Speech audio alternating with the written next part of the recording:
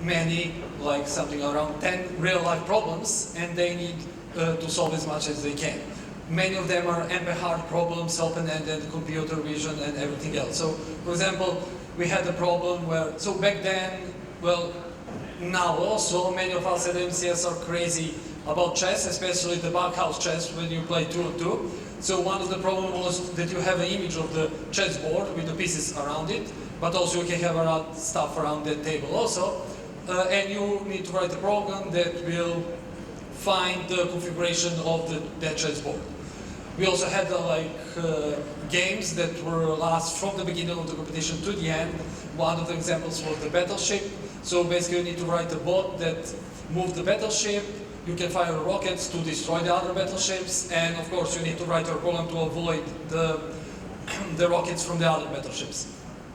The third bubble was BubbleBot. So that's something that we did as one-time thing. Basically, the idea was to get a competition where students will write a program for playing football 2-on-2 against other teams. And we had arranged the finals at the University of Electronics in Belgrade, and we saw that students were really excited to participate in those kind of competitions. So we cannot repeat that kind, apparently it's the same game, but we'll, for example, try maybe to create a league for that particular game. So basically, as any football league, you will play each weekend, but the idea is maybe that we share logs from the previous weeks so that you can improve your engine in general, or maybe just tweak your engine to explore the weaknesses of the team against you will play next week. The fourth one, well, basically that's interesting bubble because it's not a real competition. It's an online system called BubbleB. So BubbleB because bees are always working, right? And because BubbleB is really similar to Bumblebee. I don't know why, but it is, yeah.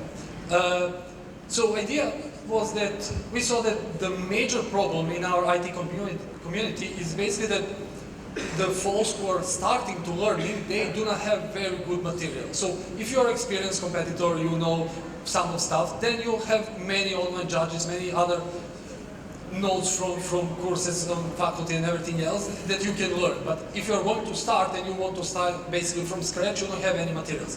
So we wanted to create some system where we can share our knowledge, and basically because most of us in MCS are ex-competitors or also giving lectures for current competitors, so on and so forth. So we designed the course in order for help currently only for students in Serbia because it's not localized on any other language, but the idea is to help them on that first, the toughest steps that they need to make. Yeah, and the fifth bubble, basically all other bubbles are three-letter bubbles like BubbleB, BubbleCup, right? And the fifth one is BubbleBooklet. It's not three-letter, but we'll fix that. For that, so basically all the problems that you solved on qualification rounds and the final rounds, we want to write all the detailed solutions, so explaining the algorithms, not only just writing, okay, this is dynamic programming, let array D be like this and complexity is this, but we also wanted to explain really approach and every step along the solving that problem, also giving other possibilities, other approaches, solutions for other complexity, and so on and so forth.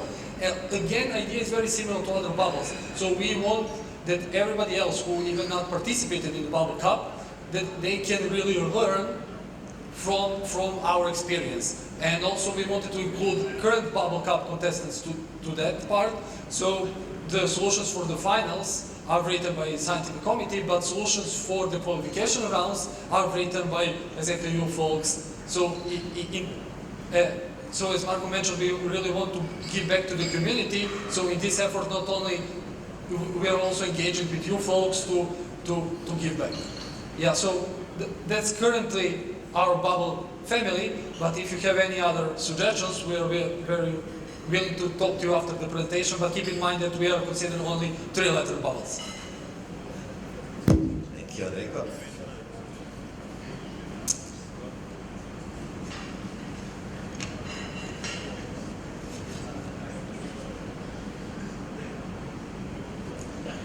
So for our next story, we'll talk about the amazing growth that BubbleCup has had. When we started BubbleCup in 2008, we could hardly have imagined the success and the growth that BubbleCup has had. And actually, the number of you here and the diversity among you is a great testament to that as well. When we started, the BubbleCup8 was a local competition only in Serbia. Although don't get me wrong, at the time, depending on considering the budget and the objectives, we were actually proud of that. And the part we were really proud also was the diversity we had in terms of the attendance from different teams from different cities across Serbia. Serbia is usually a very centralized country, so it's great to see that diversity. We actually had about 30 teams that were qualifying, and we had 16 of them, the best ones, qualified for the finals in Belgrade. This year, we actually had 204 teams in qualifying, of which the 21 best teams are here, and that's you guys. So let's see who's going to be the loudest. I want to hear from Belarus. Okay, I guess this is disqualified. Croatia. Come on. Okay, it's not hard to beat that. Latvia. Here. Slightly better. Poland. That's more like it. Round of beers for the guys, please. Russia. Serbia. Not bad, but considering the number of you. And Ukraine. Oh well, Poland I guess wins, considering the numbers. So I actually want to mention one interesting fact, which was that in BubbleCup8, I believe, we even had a team from Vietnam compete and qualify for the finals. Unfortunately, we couldn't work out for them to actually show up, but it was quite a cool statistic. And actually, you can see on this map that basically shows the progression of the growth. And in the first year, you see the red blob, which is Serbia, and then essentially over the years expanding to the local region, and then to sort of Europe plus, and then finally the impressive coverage. Although you can't see all the lines, but you get the idea. It's really across the globe. In the beginning, this was truly an enthusiast and a volunteer effort, and it was really